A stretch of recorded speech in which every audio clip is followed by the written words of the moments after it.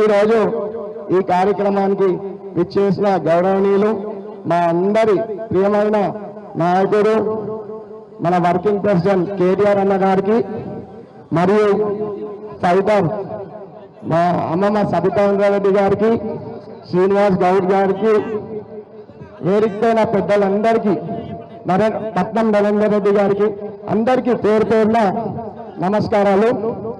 ఈరోజు మన ముఖ్యమంత్రి గారి గురించి చెప్పాలంటే ఈరోజు లకచర్లాల ఓట్లేసి గెలిపించిన రైతులనే ఈరోజు జైల్లో పెట్టించిన చరిత్ర ఈరోజు రేవంత్ రెడ్డి గారిది.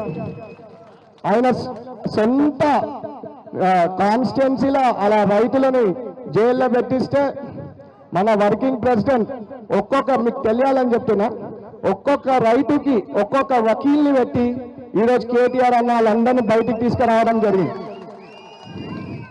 రైతు గురించి ఆలోచించే ఒకే ఒక వ్యక్తి మన ముఖ్యమంత్రి కేసీఆర్ సార్ గారు. ఎందుకంటే ఈరోజు మేము ఢిల్లీకి వెళ్ళాం, లకచర్లకి వెళ్ళినప్పుడు సారు రైతులు ఎట్లున్నారని చెప్పేసి పక్కకు మాట్లాడుతూ అంటే అంత ఆలోచిస్తారు రైతుల గురించి. మన ముఖ్యమంత్రి గారికి ఏం తెలుసు రైతుల గురించి?